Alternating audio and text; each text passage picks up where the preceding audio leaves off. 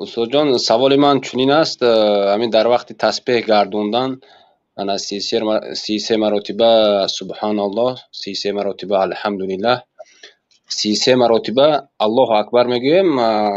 خلاصه 100 مرتبه لا اله الا الله وحده لا شریک له میخونیم. اگر همین به ما 33 مرتبه نه 34 مرتبه 35 مرتبه زیاد شود هیچ گپی ندارد استاد جان؟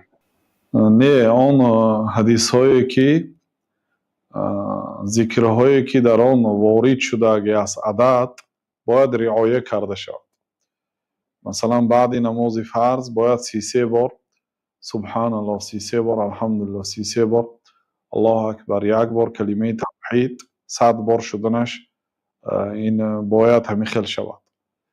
اما غیر این مثلا این تمام کردید، ذکرهای بعد نماز تمام شد، بعد این شما فارغ هستید، الکی ذکرهای وارد کرده شدید. وارد یعنی که وقت و ساعت دارد، اینه کرده شده دیگه، وقتتان خالی هست. در این وقت شما میتونید 1000 بار ذکر کنید، 10,000 بار ذکر کنید. یا ایها الذین آمنوا اذکروا الله ذکرا کثیرا، ای آنهایی که ایمان آوردید الله تعالی را ذکری بسیار کنید. یعنی هر چقدر میتونید ذکری بسیار کنید، عدد ندارد دیگر.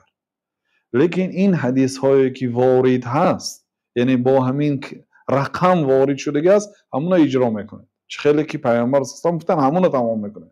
بعد خواهید که با ذکری زیاد کنید، بعد 34 بار نه 100 بار 1000 بار گوید. بله.